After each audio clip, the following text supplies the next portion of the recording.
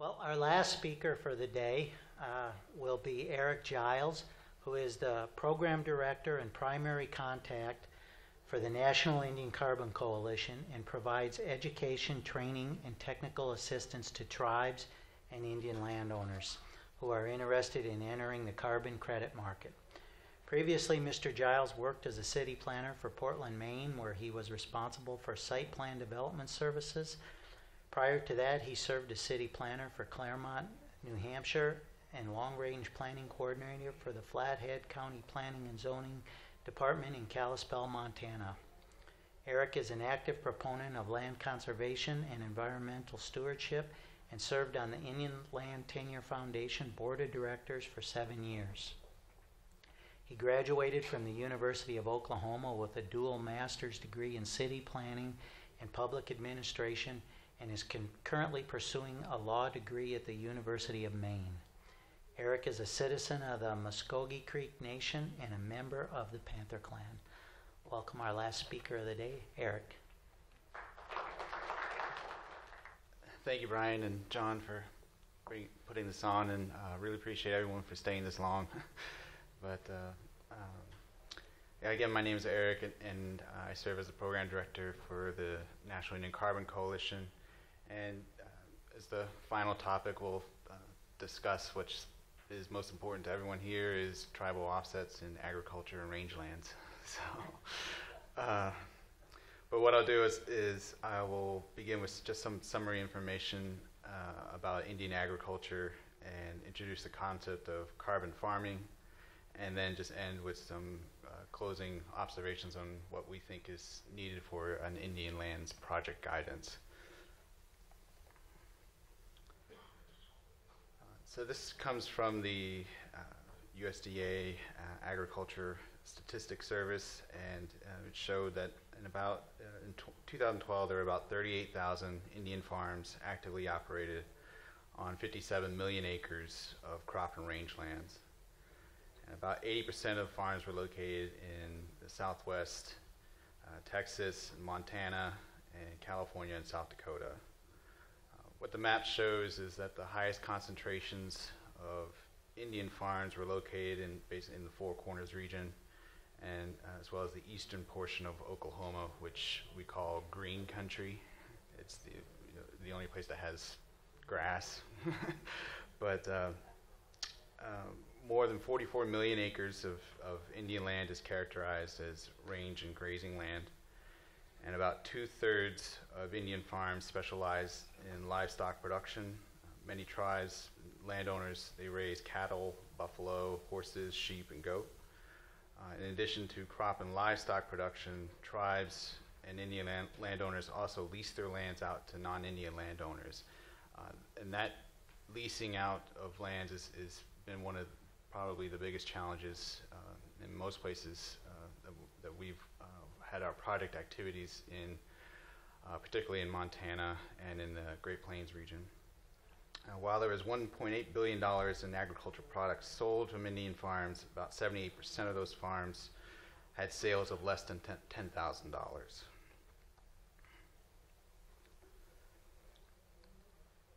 So here is it's a table. It's a sample of the scale of Indian farms, and it's what I think initially what it shows is that if we were going to engage in a project that was going to develop carbon offsets from agriculture activities, certainly want to create some sort of aggregation program that would work with all these farmers that are within the reservation. So these are counties that are located entirely within reservation boundaries. The other thing that strikes me is when you go through this table, not only is just the scale of operations and then lands that are in agricultural use, but what also would be the land tenure systems within these regions. You're having an entirely different system in Oklahoma, in Okmulgee County, which is where Creek Nation is, as opposed to where basically Navajo country is. In Okmulgee, we're dealing primarily with restricted fee allotments that are checkerboarded and integrated with a lot of fee and tribal trust lands, and then it's on a smaller scale, so you're having more individuals working on smaller farms. And then if you look in Elko County in Nevada, which is the Paiute region, you're having less landowners operating larger agriculture operations. But then the land history might be different, so they're probably operating on trust lands, or their structures of tribal governance are different as well.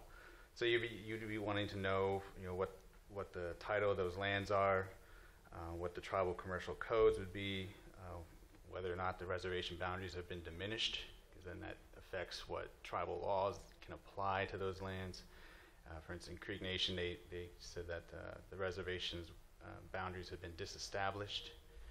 So that meant if the tribe was to pass some sort of leasing regulations for lands, then it's going to, potentially negatively impact the individual allotment owner, or it might not apply at all. So, I mean, having a disestablished reservation is a pretty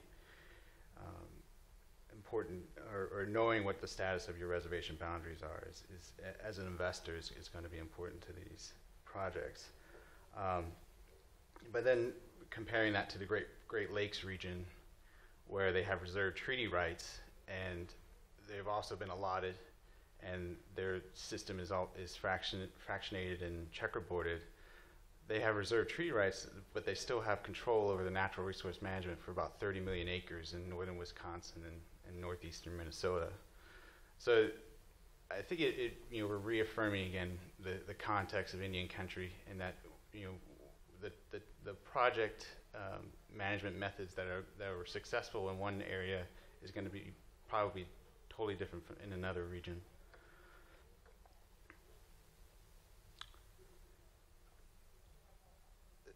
So this next slide shows the concept of carbon farming, and the table on the left shows the practices that NRCS has been promoting as having a benefit for greenhouse gas emission reduction and removals. And then the table to the right are those existing voluntary carbon market protocols that would encompass these land management regimes. In addition, we're working one of our project partners is in Alaska, and we're going to looking at a voluntary market protocol that would encompass not only the carbon benefit, but also ecosystem services, and doing an assessment for what those co-benefit values would be. But carbon farming was a concept that came out of Marin County, Northern California pilot project, which John Gunn and I were able to do a site visit out on, and really looked at the compost methodology, and test piloted that application of composting, and it would show that that they found a single application of a half-inch layer of compost on grazed range lands. It increased soil carbon sequestration by at least 1 ton per hectare per year for 30 years without reapplication. And so, of course, the other benefits were increased forage production, soil water holding capacity, and then as we have been engaging in this last round of grant development, I also saw the opportunity for tribal solid waste divisions to be involved. On the Santa Ana Pueblo, which is one of our project partners, and I'll go into that in a minute. They have their rangeland management program that in the past they had been able to develop composting in partnership with their solid waste division, and we think that there might be this potential to develop more composting with the solid waste division, but also encompassing city of Albuquerque, which is located just right outside of. So there's the opportunity to have waste stream diversions as well.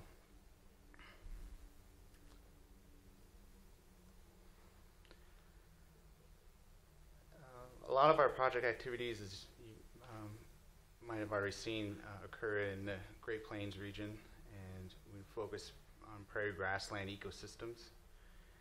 And the natural resource concerns in this area included drought management, fish and wildlife habitat degradation, and in the case of North Dakota, excess water, runoff, flooding, and ponding. And more significantly, I think, in some ways, is the Indian land tenure issues. As I'm sure most of you are familiar with is the Cobell litigation and the settlement that was recently passed in the last couple of years, and then the new project to allow tribes to consolidate fractionated interests on allotments through use of settlement funds.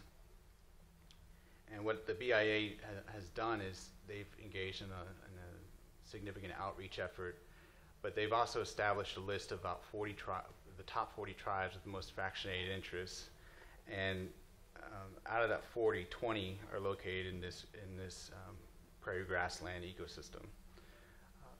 That means, I think, that the lands that are in the system might potentially be underutilized because of the fractionation issue. And with Cobell and tribes regaining majority interest in some of these allotments, that will allow them to enact certain management systems that might bring out the highest natural resource value.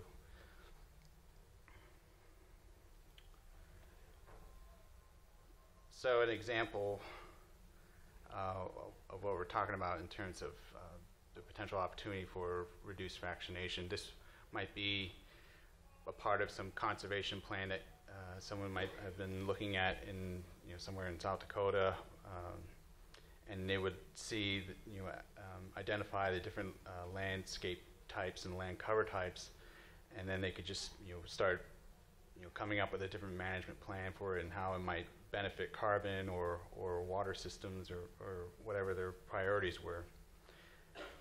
And then if we were to get on the ground and look at what the actual title would be, then you get that checkerboard, that realization of what that land is in terms of title. And here's an image of a township, and it's about 23,040 acres.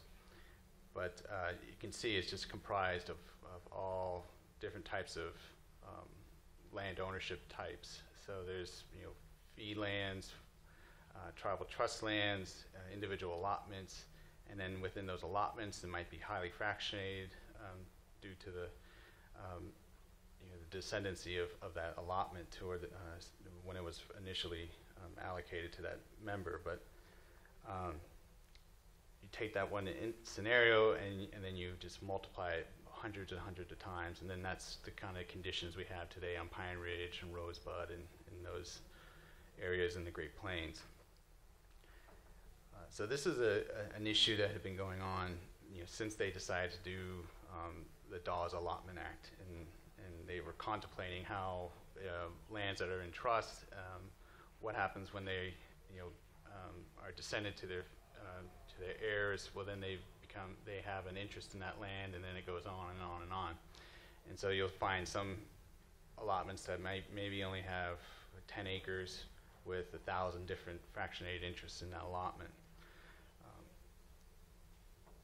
We undertook a pilot project back in 2008 under the Chicago Climate Exchange, where the Fort Peck landowners who had this issue with fractionation, and they wanted to enroll their allotments into an aggregation program under the Chicago Climate Exchange for soil, carbon, and health.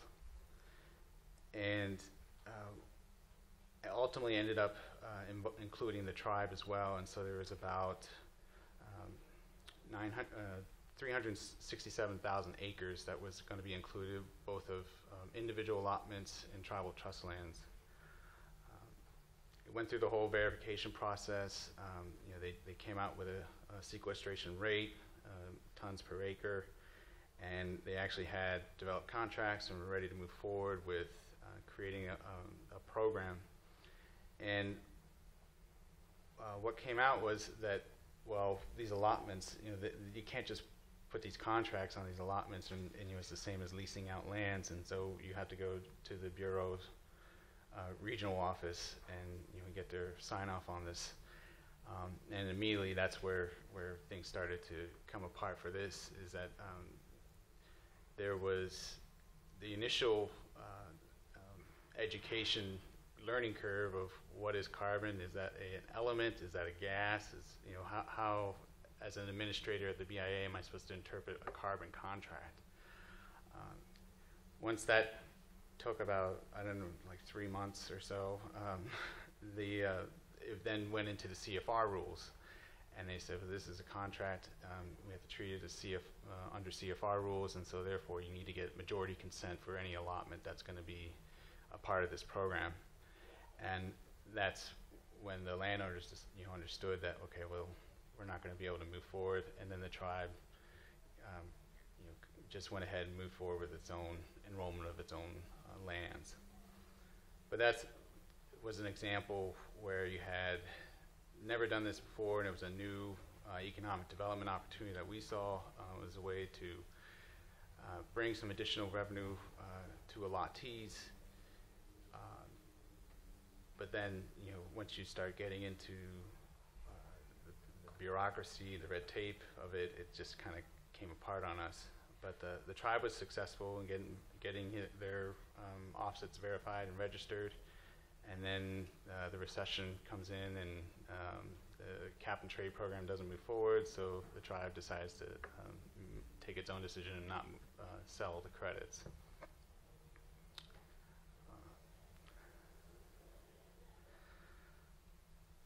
So that, based on that experience, though, at the foundation and the Intertribal Agriculture Council, we saw that this might be an opportunity for tribes and allottee associations to get involved with environmental markets and kind of develop new revenue sources.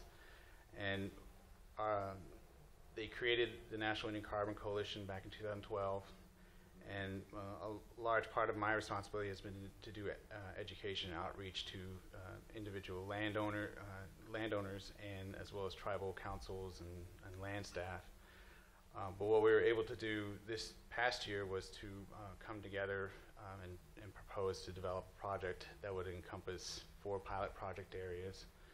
And that included the Northern Arapaho and Wind River, the Santa Ana Pueblo, and the Comanche tribe in Oklahoma. And then this project site in South Dakota, it's called Peshklaw. Peshklaw is it's a site within the Black Hills. It's a couple thousand acres, and it was owned by a non-Indian family, and it was in fee status. And where it was, it's considered to be one of the most sacred sites to the Sioux Confederacy at when the time it was taken out of the reservation.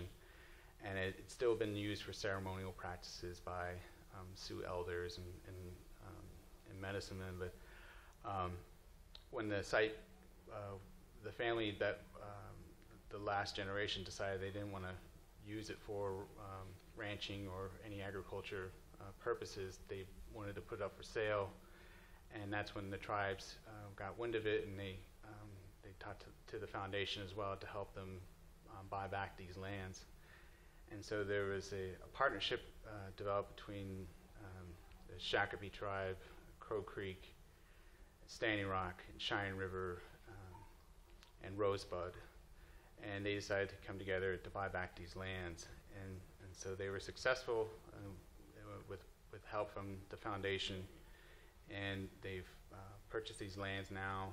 They're in fee, and then they're on the fast track to being placed in trust, which will probably hit, I don't know, like fast track to 5 years or something like that.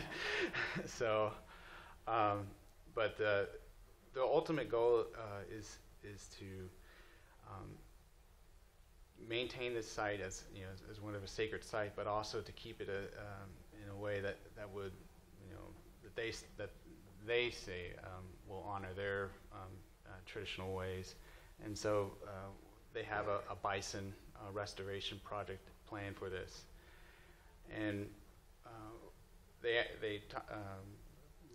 asked me, is there any way that this could fit into what we're trying to do in conservation? And I said, certainly, there are protocols out there that allow for prairie grassland restoration, and this would certainly meet that triple bottom line of the needs of the tribes, is restoring an environmental conditions of Peshawar. It would also allow for them to hire managers that would manage the site in a way that was sustainable. Santa Ana Pueblo is one of the other project sites that has agreed to partner with us, and we're particularly interested in utilizing the compost protocol application. You can probably guess for where they are in New Mexico that their conditions of drought is severely affecting how their land is being managed. So these couple images of drought conditions out there. So in addition to drought, there's also a lot of trespassing and wild horses, and so there's a lot of stresses on that landscape. And we're really excited about partnering with them and looking at their rangeland management programs and applying this composting application to see how that will affect some of those conditions on drought. It was successful in Marin County in Northern California, but they want to also test pilot in different regions of the country to see how it will work as well. The kind of overarching piece of this project is the Indian Lands Project Guidance. So in Muskogee, it's Oaxaca and Pataca, and that's the carpet under the law. And what are the rules that we're going to develop ourselves to help guide carbon projects or any other environmental markets that are developed down the line? How are they going to take into account Indian land tenure issues, issues of sovereign immunity, tribal government structures, best practices, business practices, how tribes are going to, how you're going to communicate with tribes, understanding the structures of governance. So we think that this has a lot of potential to help kind of bring us all to kind of a common understanding that involves tribes, landowners, carbon market players, but BIA and USDA as well. So that's more inclusive, and it's not really coming out of one central office or one state that's has their own rules that we're going to have to fit into. But we like this. We think that this will be something that will take off in the next year or so, and we look forward to having your all's participation.